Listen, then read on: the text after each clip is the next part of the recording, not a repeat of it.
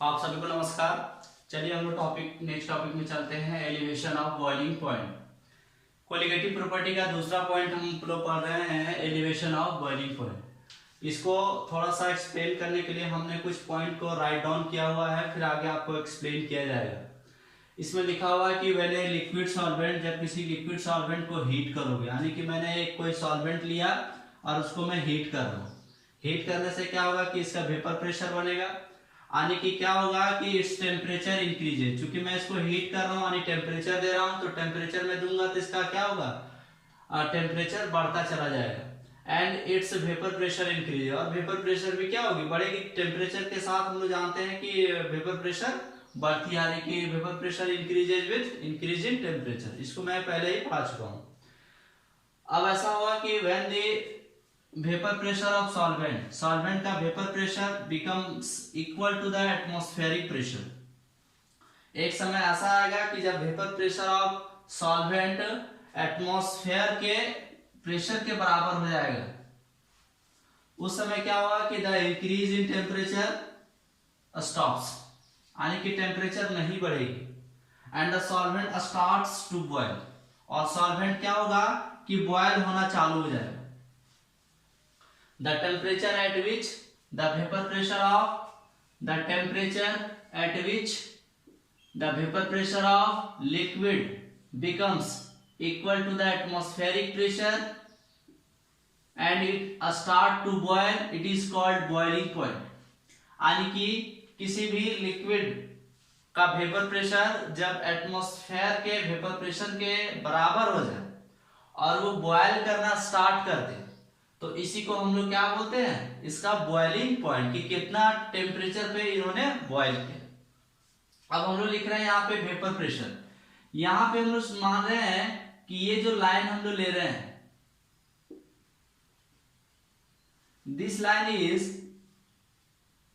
मैं इसको लिख दूं एटमॉस्फेरिक प्रेशर, यानी कि मैं बोल रहा हूं कि इस लाइन को जो जो टच करेगा तो मैं बोलूंगा कि उसका वेपर प्रेशर एटमॉस्फेयर के वेपर प्रेशर के बराबर है। मैं ऐसा मान लूं कि यहां पर मैं प्योर सॉल्वेंट को ले रहा हूं, प्योर सॉल्वेंट, ये वाली लाइन, ये प्योर सॉल्वेंट है। इसका मैं यहां पे टेम्परेचर में लिख दे रहा हूं, टेम्परेचर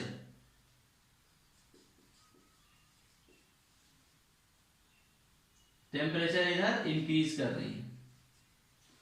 यहां पे मैं लिख रहा हूं टीबी नॉट। आपको मैं एक प्रैक्टिकल एग्जांपल बता दूं, जब वाटर बॉयल होने लगे, उसमें से अगर आप नमक या फिर चीनी या फिर कोई ऐसा नॉन वोलेटाइल को डालो, तो देखोगे कि कुछ समय तक वो बॉयल होना बंद हो जाता है। इसका मतलब क्या है कि सॉल्यूशन का जो वेपर प्रेशर है वो एटमॉस्फेयर के वेपर प्रेशर से क्या हो गया है, डाउन हो गया है। यानी कि मैं यहां पे लिख दूं सॉल्यूशन है ये। अब सॉल्यूशन तैयार हो गया। कैसा वाला solution, solution containing non volatile solute. अब यहां पे क्या हो रहा है कि ये बॉयल नहीं हो रहा है, तो मैं क्या करूंगा, इसको मैं टेम्परेचर बढ़ाऊंगा और यहां तक ले जाऊंगा। जब इस लाइन को टच करेगी तो वेपर प्रेशर इसका एटमॉस्फेयर के वेपर प्रेशर के बराबर हो जाएगा, और जब एटमॉस्फेयर के वेपर प्रेशर के बराबर हो जाएगा तो सॉल्यूशन भी बॉयल करना चालू कर देगा। यानी कि मैं यहां पे डॉटेड दिखाऊं और मैं इसको बोलूं टीबी। यानी कि आप लोग क्या कह सकते हो, पहले यहां पे लिख लो कि वेयर बॉइलिंग पॉइंट किसकी किसकी क्या है, उसके बाद हम लोग कुछ कैलकुलेशन की तरफ बढ़ेंगे। यानी कि मैं लिख सकता हूं where TB not is equal to boiling point of pure solvent और TB is equal to boiling point of solution containing non volatile solvent। अगर इस ग्राफ को अच्छे से देखा जाए तो मैं क्या लिख सकता हूं कि TB is greater than TB not, यानी कि TB का वैल्यू क्या है, ज्यादा है। चूंकि इधर जा रहे हैं तो टेम्परेचर क्या हो रही है, बढ़ रही है। किसके तुलना में, TB नॉट के तुलना में। यानी कि मैं लिखूं the boiling point of solution containing non-volatile solute is greater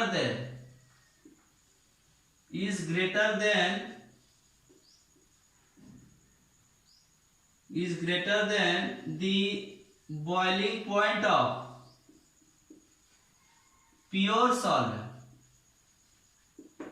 यानी कि क्या हो रहा है कि सॉल्यूशन का जो बॉइलिंग पॉइंट है जिसमें नॉन वोलेटाइल सॉल्यूट पड़े हुए हैं वो ज्यादा है किसके तुलना में, boiling point of pure solvent. इसी को हम लोग बोलते हैं, it is called elevation of boiling point. यही क्या है, एलिवेशन ऑफ बॉइलिंग पॉइंट है। यानी कि TB minus TB naught is equal to delta TB। This is called as elevation of boiling point. यानी कि सॉल्यूशन के बॉइलिंग पॉइंट में से अगर हम लोग प्योर सॉल्वेंट के बॉइलिंग पॉइंट को माइनस कर दें तो जो चेंज इन टेम्परेचर आ रहा है बॉइलिंग पॉइंट का, that is called as elevation of boiling point. अब ऐसा एक्सपेरिमेंट से देखा गया है कि the elevation of boiling point of solution containing non-volatile solute is directly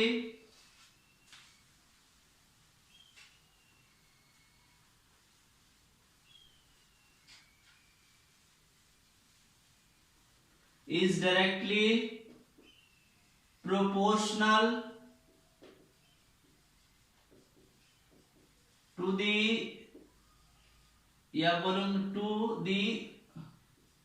molality of the solution। ये ऐसा एक्सपेरिमेंट से है कि जो एलिवेशन ऑफ बॉइलिंग पॉइंट हो रहा है, मैं खुद से नहीं कर रहा, ऐसा एक्सपेरिमेंट करके देखा गया है कि एलिवेशन ऑफ बॉइलिंग पॉइंट जो सॉल्यूशन की है जिसमें नॉन वोलेटाइल सॉल्यूट रखे हुए हैं वो डायरेक्टली प्रोपोर्शनल हो रहा है मोलालिटी ऑफ द सॉल्यूशन। यानी कि मैं बोलूं that is delta TB is directly proportional to molality. मैं लिख सकता हूं delta TB is equal to KB into molality. इसको मैं इक्वेशन 1 मान रहा हूं, वेयर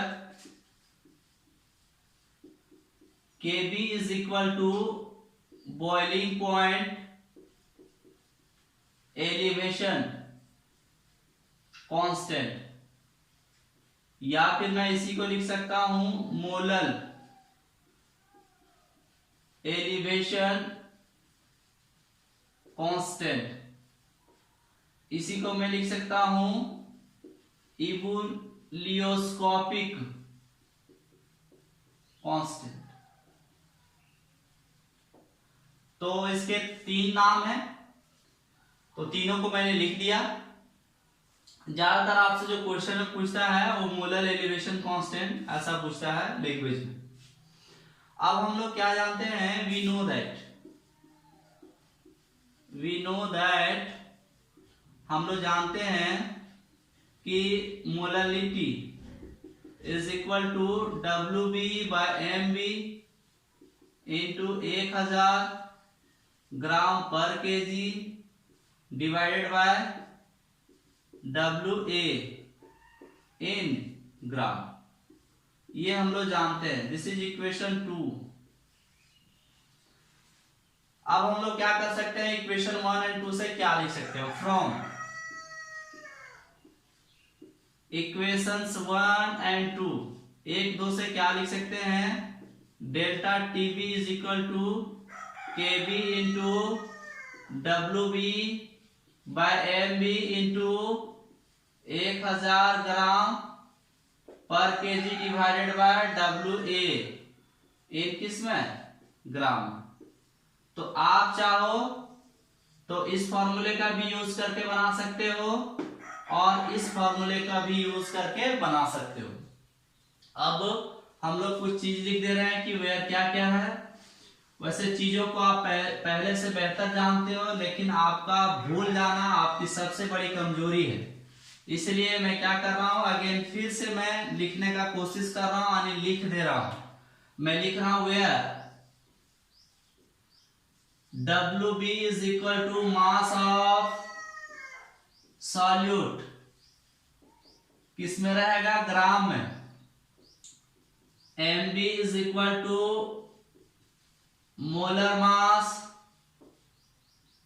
ऑफ सॉल्यूट इन किस में रहेगा, ग्राम पर मोल में। WA is equal to mass of solvent, ये किस में रहेगा, इन ग्राम में रहेगा। ये सब ध्यान रखनी। अब हम लोग क्या कर रहे हैं, केवी को डिफाइन कर रहे हैं, यानी कि मैं लिख रहा हूं मोलर एलिवेशन कांस्टेंट, यानी कि मैं क्या कर रहा हूं, मोलर एलिवेशन कांस्टेंट को डिफाइन कर रहा हूं। हम लोग पहले ही जान चुके हैं, वी नो दैट, हम लोग ये जान चुके हैं कि delta TB is equal to KB into WB/MB into 1000 gram पर kg divided by WA in किस में, ग्राम में। मैं ऐसा अगर लिखूं कि if WB/MB is equal to 1 mole, यानी कि the number of moles of solute, यानी कि मैं लिखूं कि NB मेरा अगर 1 मोल हो और मैं बोलूं कि and WA is equal to 1000 gram solvent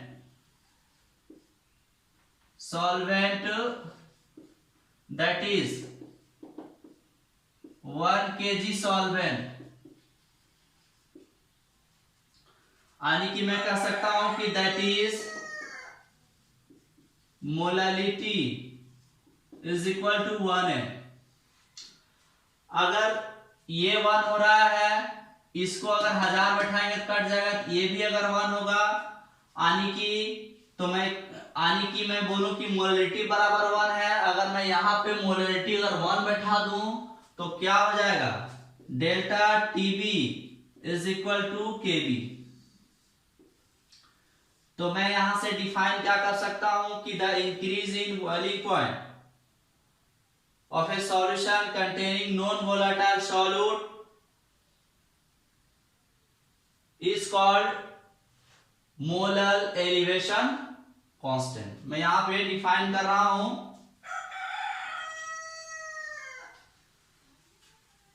the increase इन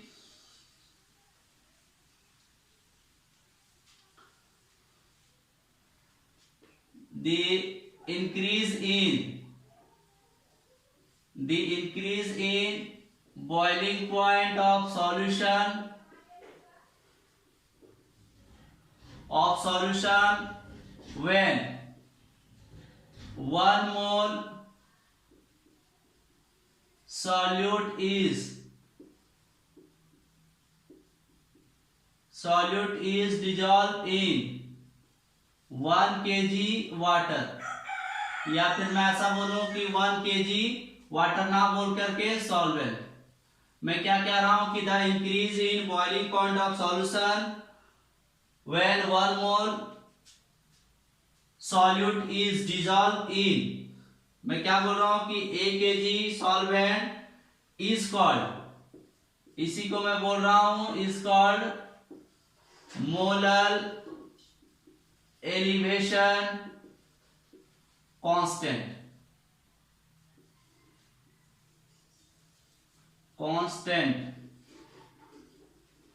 ध्यान रखिएगा, यहाँ क्या बोला जा रहा है कि the increase in boiling point of solution का बॉइलिंग पॉइंट बढ़ जाना, व्हेन जितना बढ़ रहा है, व्हेन कब बढ़ रहा है कि when 1 mole solute is dissolving, जब 1 मोल सॉल्यूट को हम लोग डुबा रहे हैं इन 1 kg सॉल्वेंट, या फिर वाटर भी कर सकते हैं, वाटर को हम लोग सॉल्वेंट में यूज कर रहे हैं, is called molar elevation constant. इसी को हम लोग क्या बोलते हैं, मोलर एलिवेशन कांस्टेंट। और इसी को हम मैथमेटिकली यहाँ पे एक्सप्लेन कर चुके हैं कि the number of moles of solute 1 मोल रहेंगे और मास ऑफ सॉल्वेंट कितने रहेंगे, 1 kg रहेंगे। तब क्या होगा कि डेल्टा टीवी का वैल्यू केवी के बराबर होगा, यानी कि elevation of boiling point is equal to KV. This is called as molar elevation constant, unit of KV, unit of KV. हम लोग क्या जानते हैं कि delta TV is equal to KV into molality. तो हम लोग लिख सकते हैं कि KV is equal to delta TB divided by molality. कैसे, यहां पर मोलालिटी गुना में था, यहां पे नीचे हमने लाया तो भागा में हुआ, हमने इक्वेशन को क्या किया, एक बार में ही इंटरचेंज कर दिया, ऐसे उल्टा कर दिया। टेम्परेचर की यूनिट केल्विन होती है और मोलालिटी की यूनिट अगर आपको याद हो तो हम लोग क्या लिखते थे, मोल पर केजी, यानी कि मैं इसको लिख सकता हूं केल्विन केजी पर मोल, यानी कि केवी का यूनिट कितना आया, केल्विन केजी पर मोल। ठीक ना, तो कैसे हमने यूनिट को निकाला, उसको रटना नहीं है, कैसे इक्वेशन से हमने निकाला उस तरह से आप भी निकाल सकते हो। अब आपको हम क्या कर रहे हैं कि केवी का कुछ वैल्यू दे रहे हैं जिसको आपको याद रखनी होगी, जिसको हम लोग क्वेश्चंस में यूज करेंगे।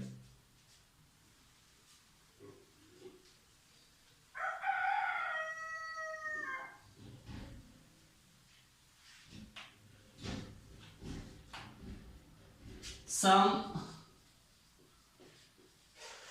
वैल्यू ऑफ केवी, बाकी बात एनसीईआरटी में बहुत सारे केवी का वैल्यू गिवन है, लेकिन मैं कुछ ही लिख रहा हूं यहां पर।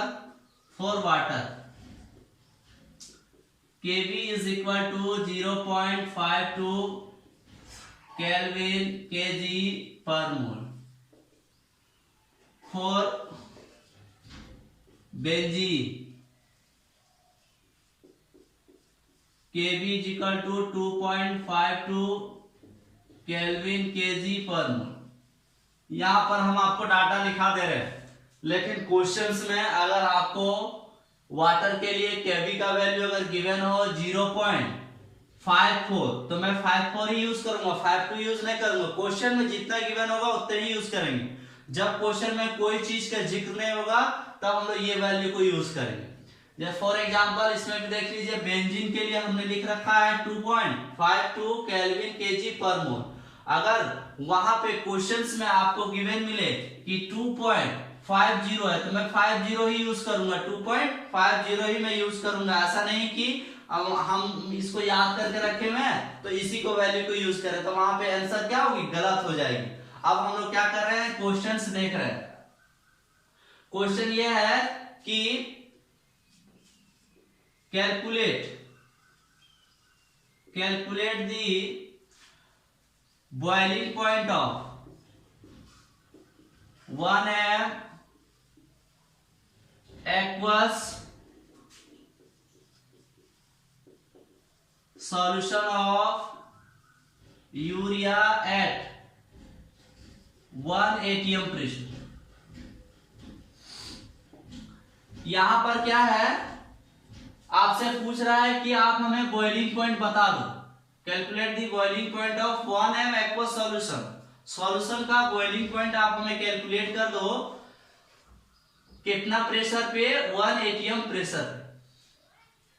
हम लोग क्या जानते हैं, 1 m का मतलब क्या है कि इन्होंने मोललिटी दे रखी है। तो मेरे पास दो फॉर्मूले थे बॉइलिंग पॉइंट से रिलेटेड, और यहाँ पे एक्वस सॉल्यूशन है। एक्वा मतलब पानी होता है। जब भी पानी का एक्वस का जिक्र होगा, जब भी सॉल्यूशन का जिक्र होगा, तब हम लोग वाटर ही लेके कंसीडर करेंगे। तो वाटर का तो केवी हमको पता है अभी 0.5। इन्होंने क्वेश्चन में नहीं दे रखा है। अगर ये क्वेश्चन में देगा कि 50 यूज करिए तो मैं 50 ही यूज करूंगा। अब यहाँ पे हम लोग सॉल्व करना चाह रहे हैं, लिख रहे हैं कि delta TB is equal to KV into molality. ये मेरा इक्वेशन है। मैं और भी सिंप्लीफाई करूं, इसको मैं लिख सकता हूं TB minus TB not is equal to KV into molality. हमको निकालनी है टीबी, तो टीबी इज इक्वल टू, या फिर मैं ऐसा बोलूं कि here vapour pressure of water यहां पे गिवन है 1 atm। तो मैं लिखूं कि बॉइलिंग पॉइंट ऑफ वाटर, यानी मैं इसी को बोलूंगा TB not is equal to 100 degree centigrade is equal to 373 kelvin. कैसे एक्सचेंज करते हैं, 273 को हम लोग जोड़ देते हैं। तो हम लोग यहां पे लिख सकते हैं कि TB minus 373 kelvin is equal to 0.52 kelvin kg पर मोल इनटू मोललिटी कितना है, 1 मोल पर केजी। 1 m मतलब 1 मोल पर केजी। तो यहां से मैं केजी पर केजी को काट सकता हूं, मोल पर मोल को काट सकता हूं। सिंप्लीफाई किया जाए तो यहां पर हो जाएगा टीबी इज इक्वल टू, मैं इसको उधर ले जा रहा हूं, 373 केल्विन प्लस इसको 1 से गुना करेंगे तो 0.52 केल्विन, यानी कि मैं लिख सकता हूं 373.52 केल्विन। ये आंसर होगा। यानी कि बॉइलिंग पॉइंट ऑफ सॉल्यूशन कितना निकला, 373.52 केल्विन। तो ऐसा का ऐसा क्वेश्चन बहुत आराम क्वेश्चन होता है, आप इसको सॉल्व करोगे। अब देखिए डाटा में चेंज हो सकता है, यहाँ पे दो मोलरिटी, यहाँ पे 2m पूछ सकता है, या फिर 2.5 पूछ सकता है, या फिर 2.1 पूछ सकता है, कुछ भी पूछे। आपको क्वेश्चंस को अच्छे से पढ़ना है और अच्छे से रीड कर लेने के बाद उसमें देख लेना है कि क्या क्या गिवन है और मैं किस फॉर्मूले को यूज करूं कि आसानी से मैं उसको आइडेंटिफाई कर सकता हूं, और क्या निकालना है वो चीज भी ध्यान रखिएगा। नेक्स्ट हमारा क्वेश्चन है कि calculate the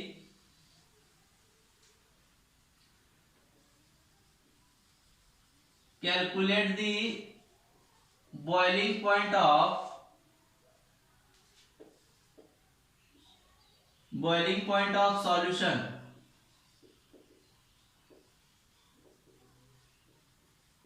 obtained by dissolving 30 gram urea in its 250 gram water at 1 atm pressure।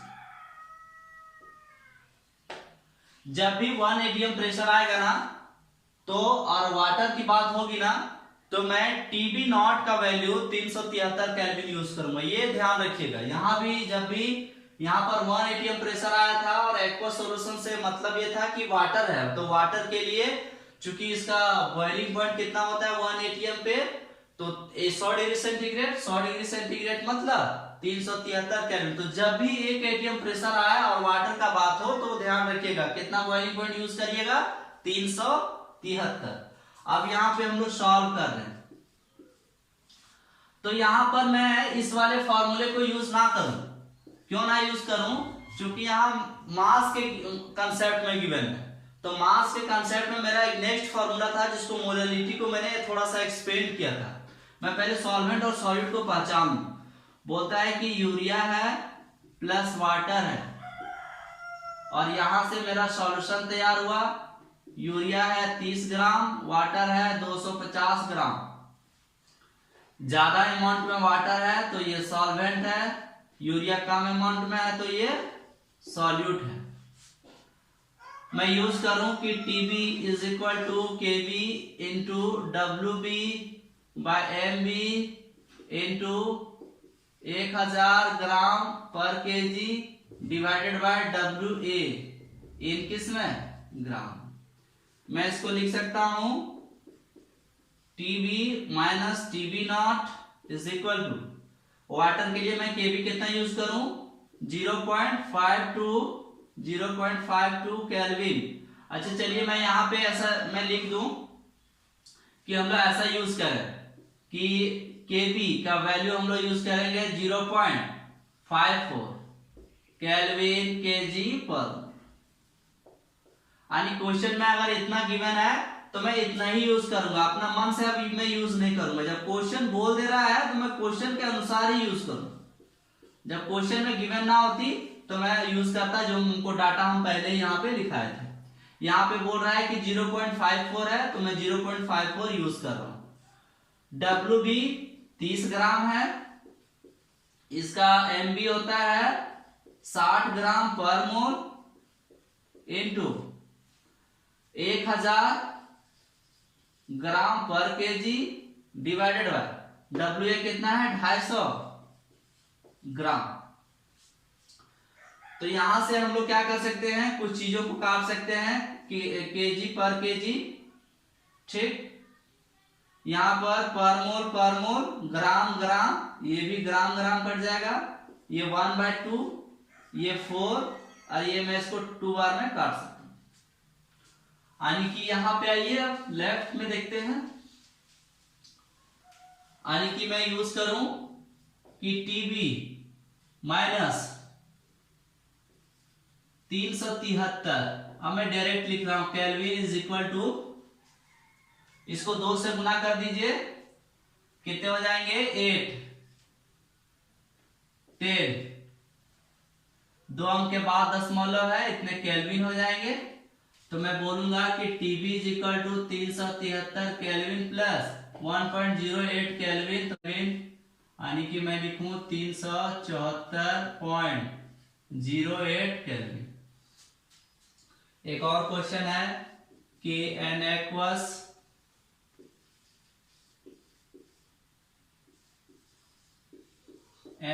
Solution of urea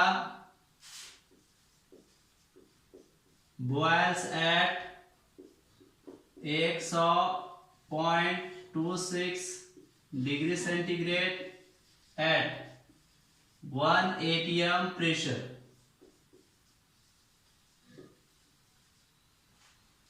1 atm pressure,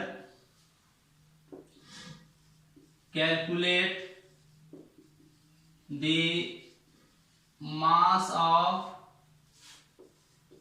urea present in 500 gram solution. यहां पर क्या है कि हम लोग ऐसा लिख लें क्वेश्चन में कि लेट मास ऑफ यूरिया, जिसका मास हमको निकालना है उसको x ग्राम मान रहे हैं। हम लोग क्या कर रहे हैं, यूरिया को पानी में डुबाए हैं तब सॉल्यूशन हमको मिला है। सॉल्यूशन है 500 ग्राम, यूरिया है x ग्राम, तो वाटर कितना हो जाएगा 500 माइनस x ग्राम। अब हमको अगर x का वैल्यू पता हो जाए तो मैं कह सकता हूं कि यूरिया का मास कितना होगा। तो हम लोग यूरिया का मास निकालने के लिए यूज कर रहे हैं फॉर्मूला। वी नो दैट,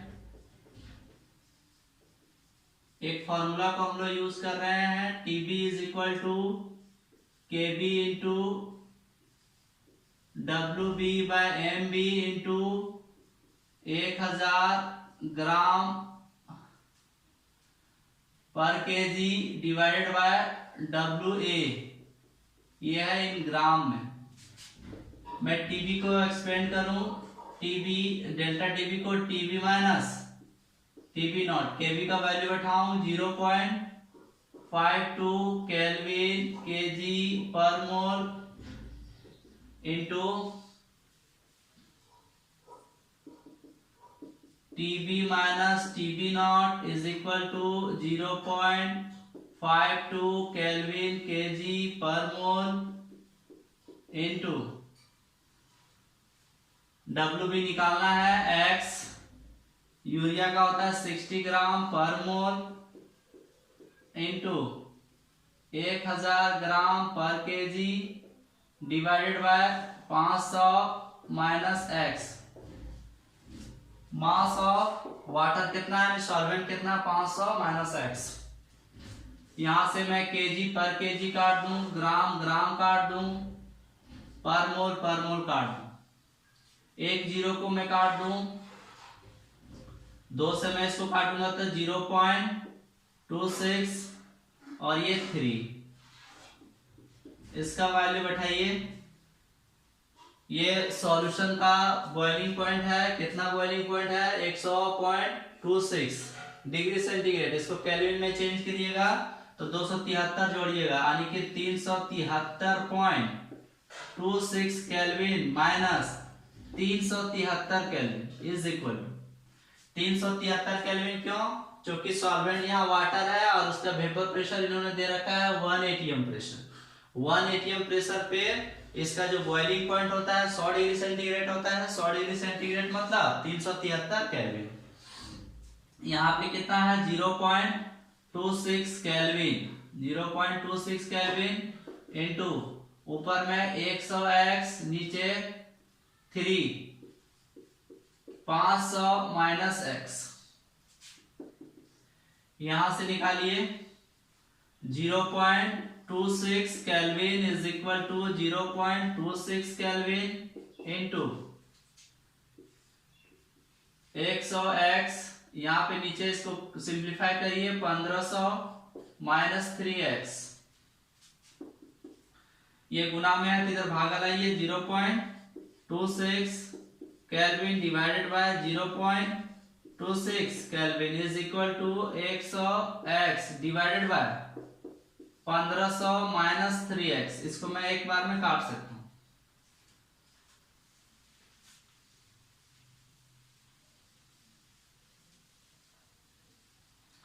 आगे क्या होगा, 1 is equal to 100x divided by 1500 minus 3x।